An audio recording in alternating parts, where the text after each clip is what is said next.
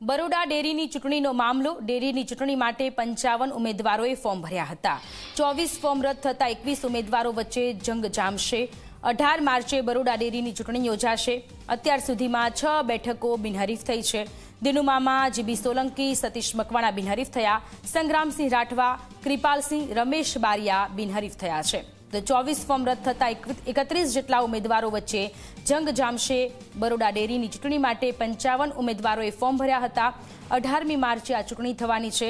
અત્યાર સુધીમાં 6 જેટલી બેઠકો કે જે બેઠકો બિનહરીફ થઈ.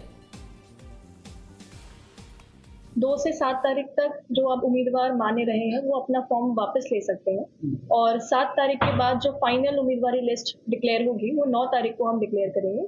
इसमें हरीफ और बिन हरीफ उम्मीदवारों दोनों की लिस्ट डिक्लेयर की जाएगी. ના હાઈ અમે વસેલા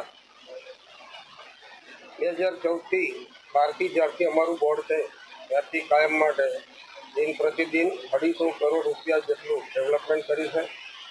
રૂપિયાનું દેવું થવા દીધું નથી. તેમજ દરેક ડેરીની કમ્પેરિઝનમાં કોમ્પિટિશનમાં આપણા દૂધ ઉત્પાદકોને પણ ક્યારેય આખા પ્રવર્તિદારના હોય ત્યારે 6 ઉમેદવારો આજે બિનહરીફ થયા છે. બાકીના 7 મિત્રો ચૂંટણી લડતા હોય ત્યારે બધાને પ્રભુ સાચી શક્તિ આપશે અને સારું પરિણામ મળશે.